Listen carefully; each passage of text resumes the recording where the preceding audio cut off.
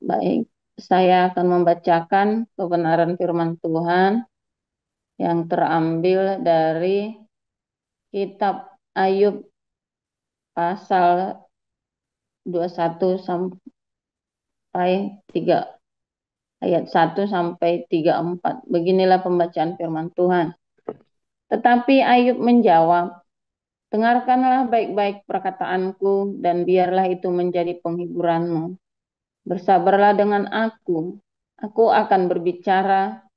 Sehabis bicaraku bolehlah kamu mengejek. Kepada manusiakah keluhanku tertuju? Mengapa aku tidak boleh kesal hati? Berpalinglah kepadaku, maka kamu akan tercengang dan menutup mulutmu dengan tangan. Kalau aku memikirkannya, aku menjadi takut dan gemetarlah tubuhku. Mengapa orang fasik tetap hidup, menjadi tua, bahkan menjadi bertambah-tambah kuat? Keturunan mereka tetap bersama mereka, dan anak cucu diperhatikan mereka. Rumah-rumah mereka aman, tak ada ketakutan. Bentung Allah tidak menimpa mereka. Lembu jantan mereka memacek dan tidak gagal. Lembu betina mereka beranak dan tidak keguguran. Kanak-kanak mereka dibiarkan keluar seperti kambing domba. Anak-anak mereka melompat-lompat. Mereka bernyanyi-nyanyi dengan iringan rebana dan kecapi dan bersukaria menurut lagu seruling. Mereka menghabiskan hari-hari mereka dalam kemujuran dan dengan tenang mereka turun ke dalam dunia orang mati. Tetapi kata mereka kepada Allah, pergilah dari kami. Kami tidak suka mengetahui jalan-jalanmu. Yang Maha Kuasa itu apa? Sehingga kami harus beribadah kepadanya. Dan apa manfaatnya bagi kami kalau kami memohon kepadanya? Memang kemujuran mereka tidak terletak dalam kuasa mereka sendiri. Rancangan orang fasik adalah jauh daripadaku. Betapa sering pelita orang fasik dipadamkan, kebinasaan menimpa mereka, dan kesakitan dibagikan Allah kepada mereka dalam murkanya. Mereka menjadi seperti jerami di depan angin, seperti sekam yang diterbangkan badai. Bencana untuk disimpan Allah bagi anak-anaknya. Sebaiknya orang itu sendiri diganjar Allah, supaya sadar. Sebaiknya matanya sendiri melihat kebinasaannya, dan ia sendiri minum dari murka yang maha kuasa. Karena peduli apa ia dengan keluarganya sesudah ia mati, bila telah habis jumlah bulannya, masakan kepada Allah diajarkan orang pengetahuan, kepada dia yang mengadili mereka yang di tempat tinggi, yang seorang mati dengan masih penuh tenaga, dengan sangat tenang dan sentosa. Pinggangnya gemuk oleh lemak, dan sumsum tulang-tulangnya masih segar. Yang lain mati dengan sakit hati, dengan tidak pernah merasakan kenikmatan. Tetapi sama-sama mereka terbaring di dalam debu, dan berengah-berengah berkeriapan di atas mereka. Sesungguhnya aku mengetahui pikiranmu, dan muslihat yang kamu rancangkan terhadap aku. Katamu, di mana rumah penguasa, di mana kemah tempat kediaman orang-orang fasik? Belum pernahkah kamu bertanya-tanya kepada orang-orang yang lewat di jalan? Dapatkah kamu menyangkal petunjuk-petunjuk mereka bahwa orang jahat terlindung pada hari kebinasaan dan diselamatkan pada hari murka Allah? Siapa yang akan langsung menggugat kelakuannya dan mengganjar perbuatannya? Dialah yang dibawa ke kuburan dan jiratnya dirawat orang. Dengan nyaman ia ditutupi oleh gumpalan-gumpalan tanah di lembah. Setiap orang mengikuti dia, dan yang mendahului dia tidak terbilang banyaknya. Alangkah hampanya penghiburanmu bagiku. Semua jawabanmu hanyalah tipu daya belaka. Demikian pembacaan firman Tuhan.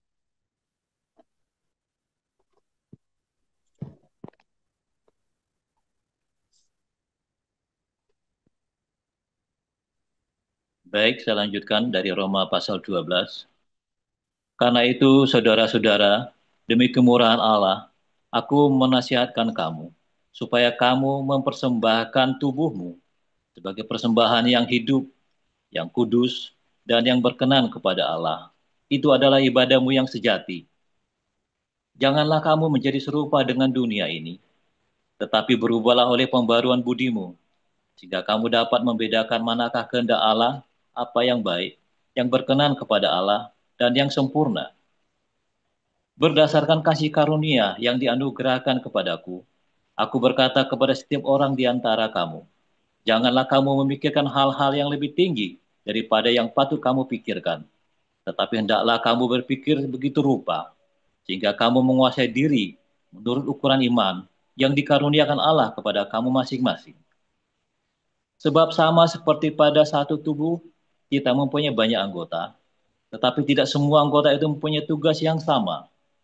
Demikian juga kita, walaupun banyak, adalah satu tubuh di dalam Kristus, tetapi kita masing-masing adalah anggota yang seorang terhadap yang lain.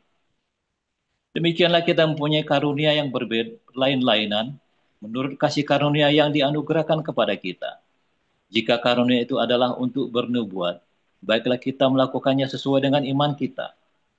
Jika karunia untuk melayani, baiklah kita melayani. Jika karunia untuk mengajar, baiklah kita mengajar. Jika karunia untuk menasihati, baiklah kita menasihati. Siapa yang membagi-bagikan sesuatu, hendaklah ia melakukannya dengan hati yang ikhlas. Siapa yang memberi pimpinan, hendaklah ia melakukannya dengan rajin. Siapa yang menunjukkan kemurahan, hendaklah ia melakukannya dengan sukacita. Hendaklah kasih itu jangan pura-pura. Jauhilah yang jahat dan lakukanlah yang baik. Hendaklah kamu saling mengasihi sebagai saudara dan saling mendahului dalam memberi hormat. Janganlah hendaknya kerajinanmu kendor. Biarlah rohmu menyala-nyala dan layanilah Tuhan. Bersukacitalah dalam pengharapan, sabarlah dalam kesesakan, dan bertekunlah dalam doa. Bantulah dalam kekurangan orang-orang kudus, dan usahakanlah dirimu untuk selalu memberikan tumpangan. Berkatilah siapa yang menganiaya kamu. Berkatilah dan jangan mengutuk. Bersukacitalah dengan orang yang bersukacita, dan menangislah dengan orang yang menangis. Hendaklah kamu sehati sepikir dalam hidupmu bersama. Janganlah kamu memikirkan perkara-perkara yang tinggi, tetapi arahkanlah dirimu kepada perkara-perkara yang sederhana. Janganlah menganggap dirimu pandai. Janganlah membalas kejahatan dengan kejahatan. Lakukanlah apa yang baik bagi semua orang.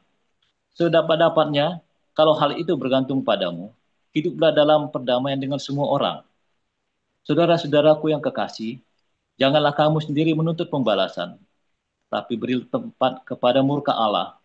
Sebab ada tertulis, pembalasan itu adalah hakku.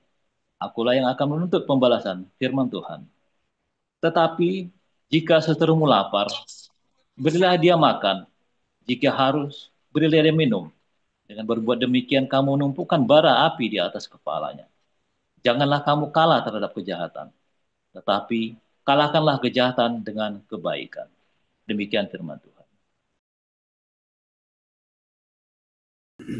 Haleluya, haleluya, firman Tuhan selalu baru setiap hari.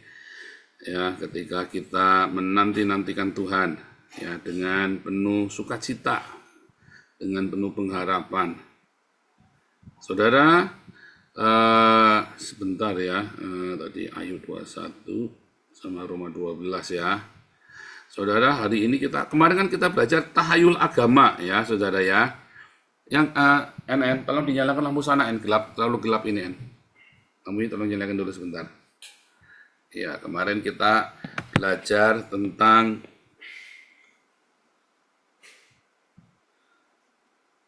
bentar ya.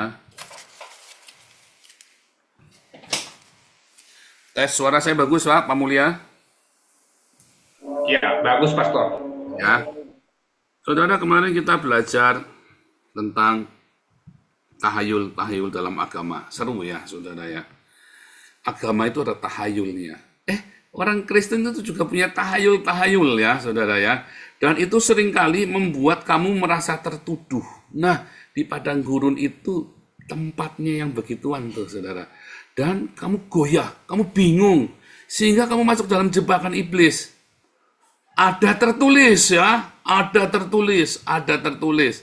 Padahal dia ngomong ada tertulis, belum tentu ada tertulis begitu loh saudara. Ya, belum tentu tertulis beneran. Ada tertulis, katanya setan ya kan.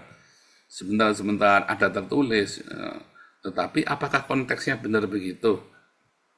Ya kan? Hamba Tuhan nggak boleh marah-marah. Oh iya, hamba Tuhan memang nggak boleh marah-marah. Kok kamu marah-marah? Enggak, saya lagi marah. Saya bukan marah-marah, saya lagi marah. Boleh nggak hamba Tuhan marah-marah, saudara? Nggak boleh. Tiap hari kubrak-kubrak, nggak boleh, saudara. Tapi kalau hamba Tuhan, suatu hari dia marah, boleh nggak? Boleh, saudara. Boleh ya, hamba Tuhan marah. Tapi apa? Jangan sampai matahari terbenam sebelum reda amarahmu. Ya, boleh nggak marah, saudara? Boleh, kamu jangan ngomong hamba Tuhan nggak boleh marah, saudara ya. Nah, itu salah satu tahayul. Ya, ada tertulis. Hamba Tuhan itu ngomongnya harus yang baik-baik. Makanya ada tertulis juga. Ya, Nabi Yeremia bilang peler kuda loh saudara. Ada tertulis juga. Ya, Musa bilang bangsa bajingan. Ya, ada tertulis juga loh. Ya kan? Mas, Anda mau dengarkan yang mana coba? Hamba Tuhan ngomongnya harus yang baik-baik. Oh, saya kan ngomong yang baik. Sama Pak Mulya ngomongnya saya selalu baik. Sama Marcel saya ngomongnya selalu baik. Saya jengkel kayak apa sama Marcel saya ngomongnya selalu baik. Ya sedikit teriak ya Sel. Sedikit teriak paling. Sedikit teriak. Cuma teriaknya saya kan ya volumenya udah dol lah gimana saudara. Iya kan? Tapi nggak boleh marah-marah. Ya saudara ya. Ya apa hari ketemu Marcel bawanya pengen ngapa nggak boleh tuh saudara. Lagi Marcel sudah capek. Masaknya seminggu 2 kali udah babak belur juga ya. Boleh nggak nih saya marah-marah nih sama apa Dokter Ido? Ini banyak yang beasiswa banyak yang belum terima nih. Marah-marah nggak boleh saudara. Kalau marah, ya alasannya apa marah? Kan harus ada alasannya. Marah pun harus ada alasannya. Suatu ketika saya marah sekali sama Santi Amar.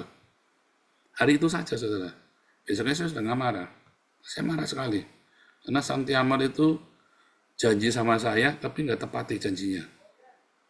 Dan itu sangat fatal sekali untuk kepercayaan orang terhadap Galarua saat itu. Oh, saya marahin bener, saudara. Saya marahin Santi Amar.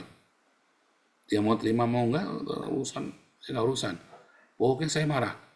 Dan dia sudah janji sama saya. Nah, tetapi saya tidak marah-marah. Setelah itu kan saya nggak pernah kan. Ya, saudara, saya pernah marah sama Lianti. Marah. Tapi saya tidak marah-marah. Kalau Lianti sering marah-marah sama kita ya. Semua udah banyak yang diomel-omelin sama dia. Nah, tapi kan Siliwangi diomel-omelin sama Lianti, ditolong juga, dibantu juga tuh Siliwangi ya kan. Malah diomel-omelin begitu rupa kan. Yang orang hatinya baik, orang dia niat mau nolong. Cuman kan kebiasaan dia mau kalau menolong orang kan ngomel-ngomelin dulu kan. Maksudnya supaya kamu tahu, ini uang itu bukan turun dari langit begitu, makanya kamu diomelin dulu. Ini uang juga dapat nyari.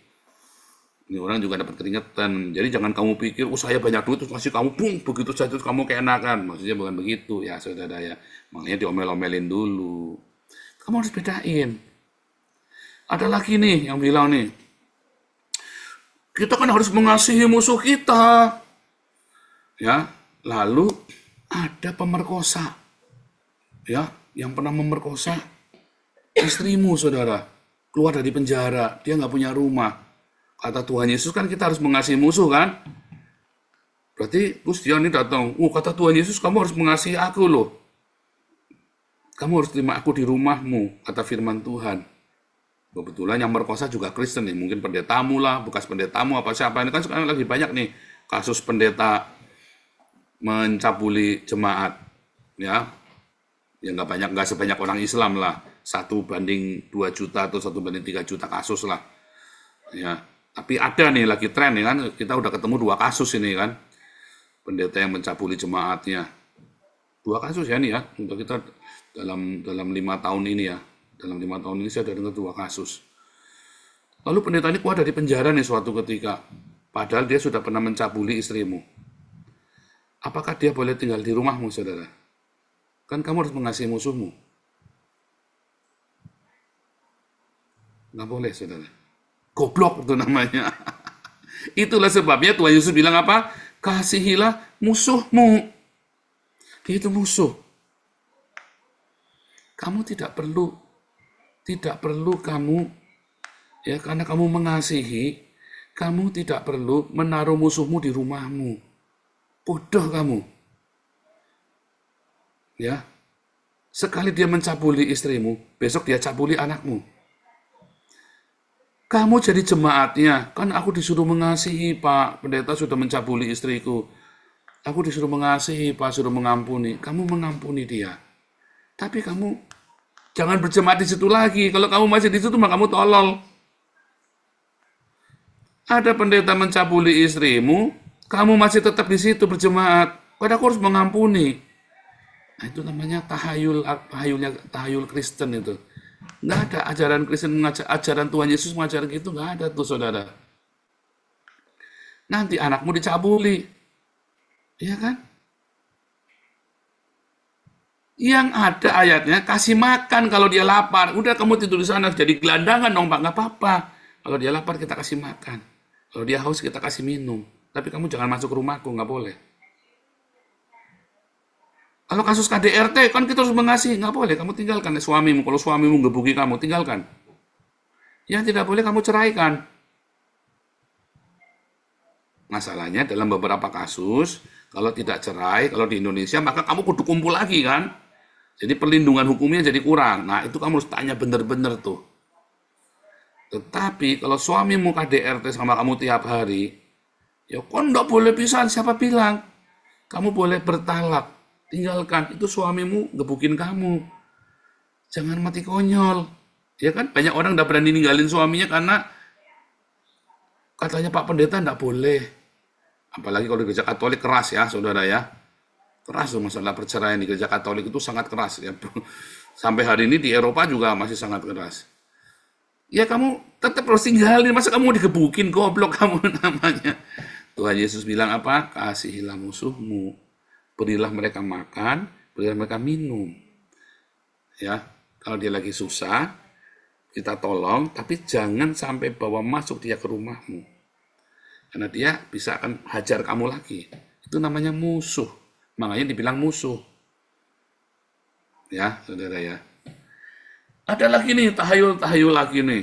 Ya, ini saya cerita nih tahayul ya, yang dalam agama Kristen yang di padang gurun, membuat kamu tuh ya, di padang gurun, ada tertulis. Kamu pikir itu ada tertulis, saudara. Kamu pikir itu ada tertulis, padahal nggak ada. Hamba Tuhan itu harus berbuat baik sama semua orang. Oh iya, berbuat baik dong.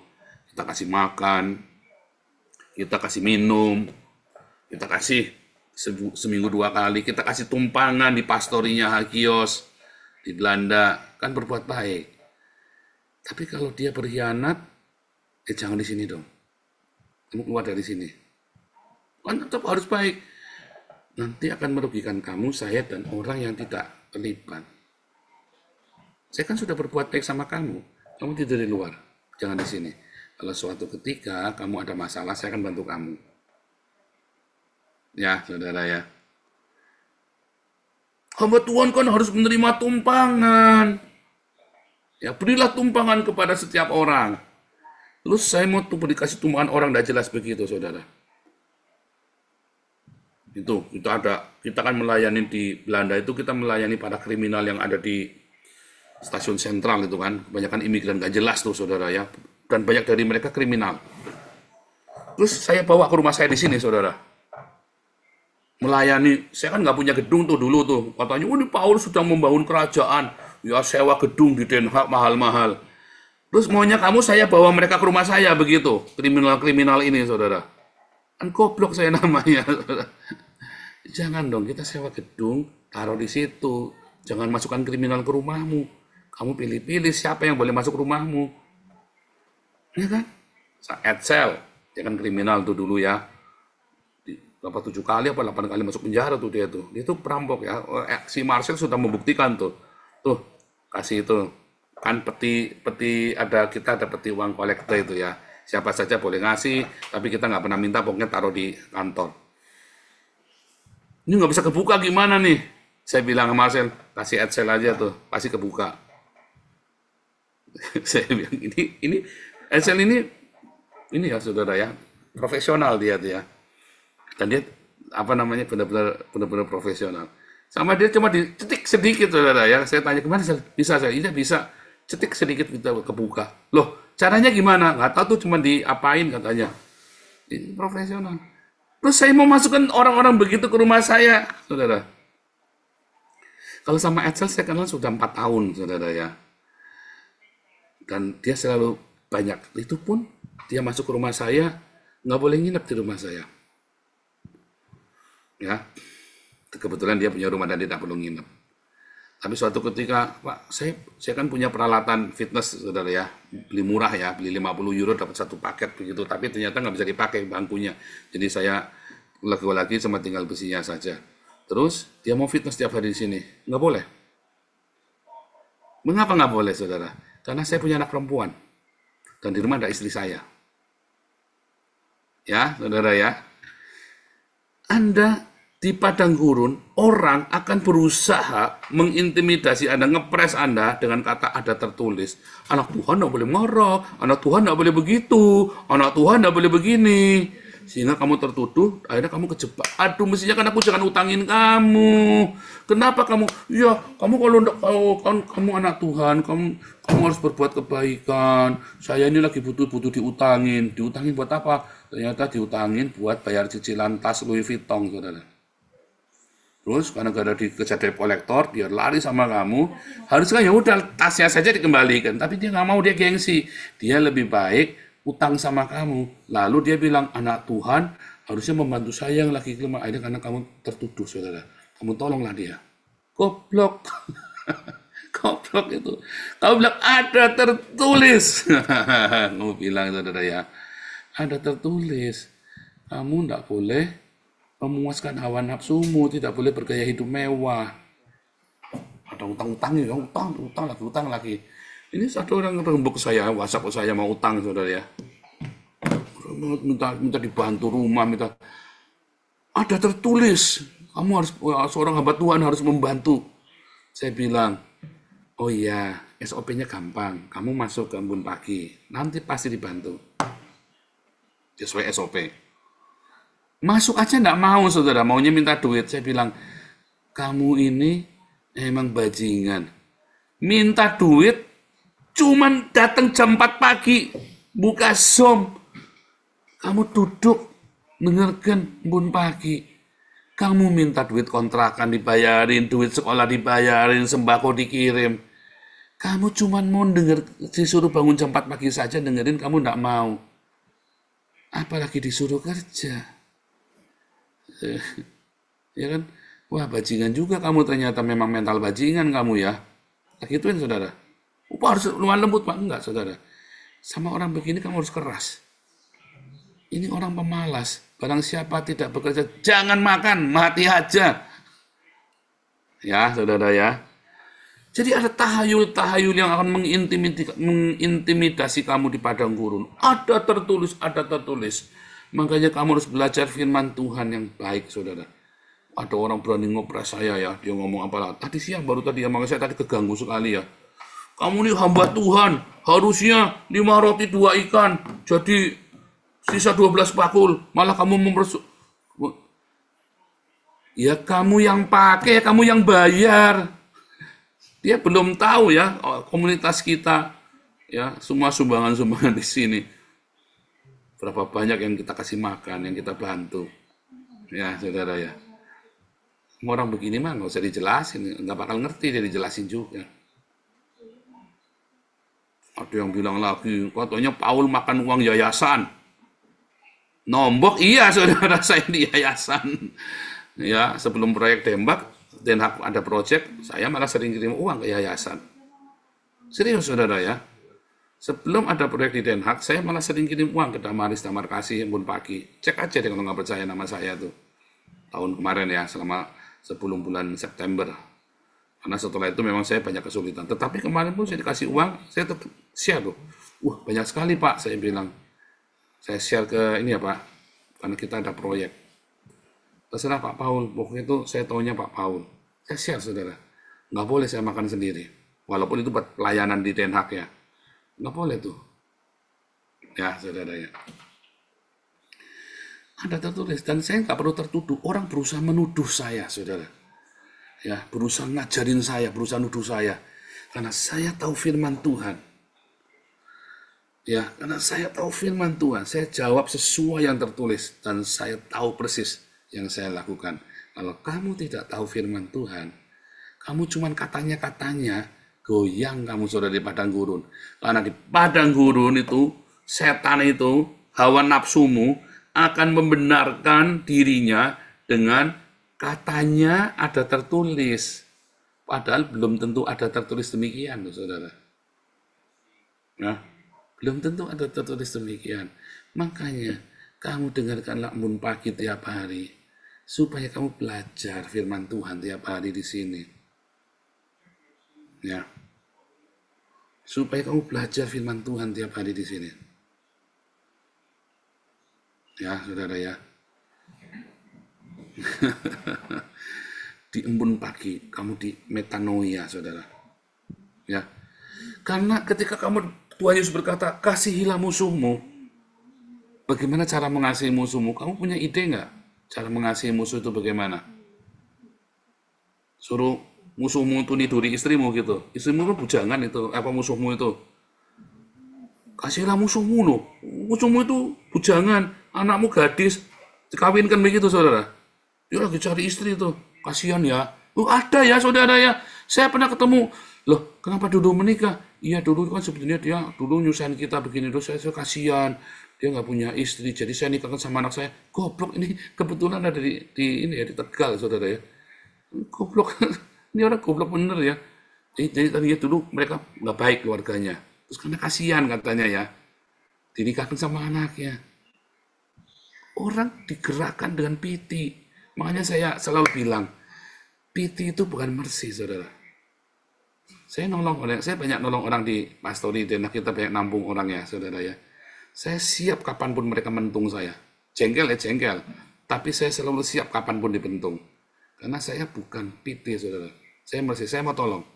Dan saya jaga sejauh mana saya tidak bahaya. Jangan sampai kamu nolong orang, kamu bahaya, saudara. Membahayakan dirimu.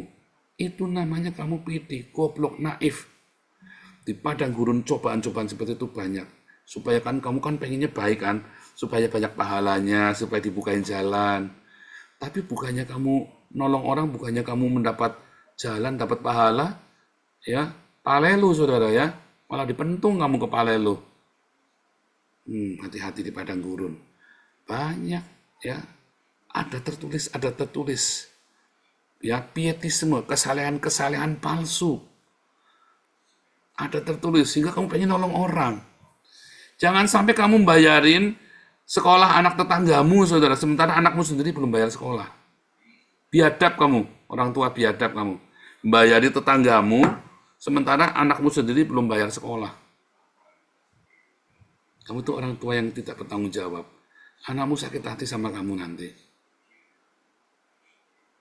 Itu contohnya ya, kan kelihatannya kan baik kan.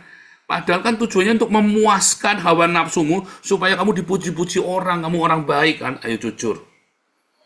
Supaya kamu dipuji-puji orang sebagai orang baik kan, itu di padang gurun terjadi semua yang seperti itu. Sorry, saya sudah di tanah perjanjian, saudara. Ketika saya tolong kamu, bukan karena piti, karena saya mercy. Ya, sehingga saya tahu, pasti ketika saya tolong, ada yang nyatek, saudara. Tapi saya sudah tahu sampai sejauh mana. Perhatikan firman Tuhan. Tiap pagi ikut embun pagi. Kamu akan metanoia di sini, saudara. Ya, saya ngomong begini tiap hari. Bukannya tanpa dasar. Saya punya pengalaman. Ya, saya punya hikmat. Dari mana hikmatnya, Pak? Iya, dari padang gurun. Karena saya hidup nempel dengan badai itu. 5 menit lagi Pak Mulia. 5 menit lagi. Ini penting sekali padang gurun ini. Karena saya nempel erat dengan padang gurun. Ya, dengan badai itu saudara ya. Ketika badai nyamber, saya sambil peluk, ya waduh, pasrah. Waktu saya pasrah kan saya nonton apa yang terjadi. Saya ngamatin. Tapi kalau kamu sibuk ngelawan, tenggang-tengking, kamu tidak akan belajar di padang gurun. Di badai yang begitu rupa itu saya berpegang, saya cuman Tuhan tolong, Tuhan tolong. Peluk saya Tuhan, sambil saya ngamatin bagaimana cara Tuhan bekerja. Kemarin saya cerita ya selama berminggu-minggu. Aduh, ini saya kena pajak nih. Utang saya 13.000 euro. Ya. Sempat 15.000, tapi terus ada beberapa yang dihapus ya.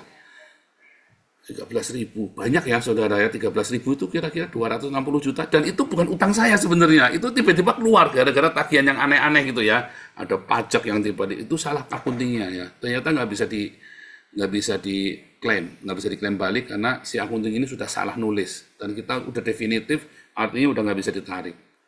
Akhirnya kita berapa kali Kementerian manggil kita ya, kantor pemerintah untuk membantu, katanya membantu, cuma dipanggil-panggil itu malah saya habis waktu di sana, nggak dibantu-bantu, alasannya karena ternyata penghasilan kamu cukup, emang cukup, saya tidak minta dibantu uang, saya minta kamu tolong dibantu saya, ditunda dulu supaya tahun ini saya stabil, yang separuh jangan dikejar, ini kan semua dikejar semua 13.000 tuh, tiap bulan saya harus bayar 1.000 saudara, ya, nah disitulah, akhirnya saya, udah kamu kerja apa, saya tambah Tuhan, nggak boleh, kamu harus kerja lainnya. Isimu kerja apa? Yang bantuin kita lah, kita pelayanan. Nggak boleh saudara harus kerja. Akhirnya udahlah saya tak jadi supir taksi, apa-apa ya waktu itu ya. Itu cara Tuhan baik ya saudara ya. Saya bergumul Tuhan, kalau saya mau jadi supir taksi Tuhan, saya tinggal impor kecap dari Indonesia, banyak yang mau suplai saya. Saya diminta bolak-balik, dimintai tolong buat impor, saya nggak mau. Saya bilang nggak mau. Kenapa nggak mau? Saya sudah janji sama Tuhan, nggak kerja sekuler. Berapa banyak pengusaha, Pak, kamu buka cabang di situ, Pak, pegang situ, Pak, bantuin. Nungguin aja. Anak saya boleh nggak yang nungguin? Jangan, Pak, Bapak yang nungguin. Saya nggak boleh, kalau boleh anak saya yang nungguin. Kalau saya nggak boleh. Coba bayangin. Kalau saya mau usaha, mau kerja sekuler, Tuhan, saya gitu ya sama Tuhannya. Saya bukannya nggak mau jadi supir taksi, Tuhan. Enak jadi supir taksi itu. Positifnya banyak. Tapi masalahnya bener nggak Tuhan? Jangan-jangan saya ntar salah. Tiba-tiba anak dapat kerjaan ya saudara ya. Tiba-tiba anak dapat kerjaan ya. Nungguin orang tua ya saudara ya. Sok gitu ya. Part time ya saudara ya, part time. Tiba-tiba semua masalah-masalah selesai ya saudara ya. Setelah kita berkali bolak-balik, saya sambil nunggu. Saudara, saya kan baru beli mobil baru ya saudara ya. Saya baru beli mobil baru. Saya selama ini kan selalu pakai mobil bekas, mobil butut, bukan mobil bekas, mobil butut gitu ya, tapi bagus ya. Saya dapat mobil baru, gara-gara apa saudara? Gara-gara saya mau bantuin Marcel, saudara, supaya Marcel punya ini ya, punya bantuin Marcel sama anak-anak di Pastori supaya punya pajak, bisa bayar pajak, saudara. Gara-gara saya mau bantuin mereka, karena saya niatnya benar, saudara ya. Saya akhirnya kan bikin perusahaan, ya, bikin sebuah perusahaan. Dari situlah saya bisa dapat mobil baru, saudara. Padahal selama ini saya ngarep-ngarep sama Pak Yusuf itu ya, kita udah pergi ke showroom kali. Nggak bisa, saudara, karena saya penghasilannya kurang. Penghasilan saya kurang, dan saya tidak punya slip gaji. Tetapi kemarin gara-gara saya bantuin anak-anak di Pastori itu, ya rezeki anak soleh, saudara. Udah. Mobil yang lama itu saya jual buat DP. Saya bawa pulang mobil baru. Tadinya saya pikir mau pakai taksi ya, Pak supir taksi saya sendiri, aduh Pak, pakai mobil baru, memang mau pakai taksi gitu ya, mau pakai Grab. Tapi tiba-tiba satu demi satu Tuhan selesaikan dengan cara Tuhan yang ajaib. Ya, setelah saya cek lagi, deg-degan tiap bulan ya, saudara ya. Loh, kok sekarang utangnya mungkin cuma tinggal 20% kali dari 13.000 itu ya. Cuma tinggal sekitar 3.000-an mungkin ya. Ajaib ya saudara. Saya bilang, ya ampun Tuhan, satu-satu bisa kelar ya. Padahal tiap bulan kita masih nombokin buat kasih makan di Den Haag ya saudara ya. Oke, janji 5 menit sudah selesai. Itulah saudara di padang gurun. Kalau kamu sudah sampai ke tanah perjanjian, itu pun kita masih ada perjuangan, kamu tetap tenang saja, saudara. Karena kita sudah punya pengalaman padang gurun. Makanya saya sambil cerita, sambil ketawa-tawa, saudara. Iya kan? Ya tenang saja ya. Paling jadi supir taksi. Sekarang kita tidak perlu jadi supir taksi. Tuhan tolong ya, saudara. Bisa kelar semua satu-satu dengan cara yang ajaib. Haleluya, Pak Mulia. Terima kasih waktunya. God bless you.